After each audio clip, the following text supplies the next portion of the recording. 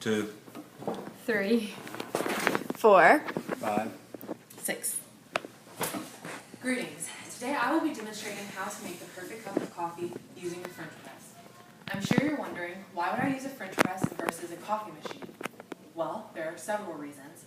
The first being that using a French press is more time efficient, and cleanup is much simpler and easier, as you can simply rinse a French press when you're done, and most French presses are compatible with dishwashers. The second reason is that the aroma is generally much stronger in a cup of coffee made by a French press versus that of a coffee machine, resulting in a stronger flavored coffee.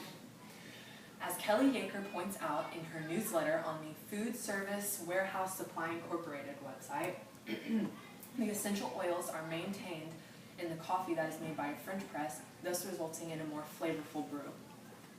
Lastly, using a French press is environmentally friendly, as it does not rely on paper filters, thus resulting in less waste. So now that you know the benefits of using a French press, without further ado, I will show you how to use one. The first step is to gather the materials. You will need, first and foremost, a French press. You can purchase one at Target, Walmart, any store such as that. You will also need a vessel of some sort to hold the water. Today I will be using a teapot. You will need a heating unit of some sort, such as a hot plate, a microwave, or a stove. I will be using a stove. And you will need a mug to drink out of. For ingredients, you will need filtered water and medium to coarse ground coffee so as not to clog the mesh screen. Now that you have all of your materials, you will begin by pouring your water. I will be using 16 ounces of it into the vessel. You would then proceed to bring water to a boil. However, due to time restraints, I will not actually be bringing the water to a boil today, but if I were, I would turn the stove on high and place the teapot on the stove.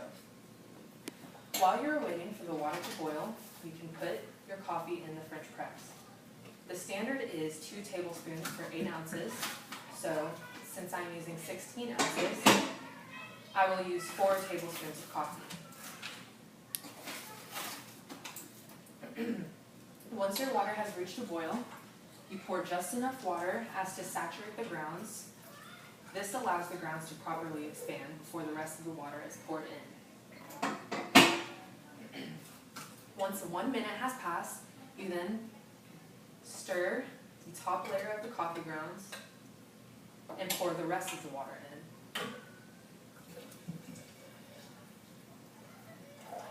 Once you have done that, you place the plunge on top of the French press and do not allow any steam to escape. This is when you allow it to steep. However long you allow it to steep is up to you. For a mild flavor, you can allow it to steep for 90 seconds, but for a more bold or strong flavor, 3 to 5 minutes is ideal.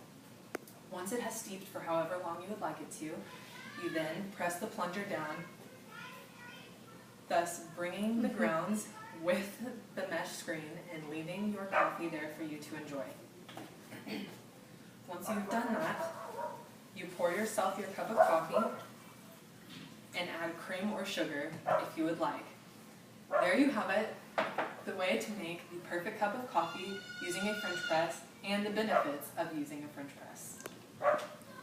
Woo! Good job. It was getting close. 1, 2, 3, 4, 5. 6.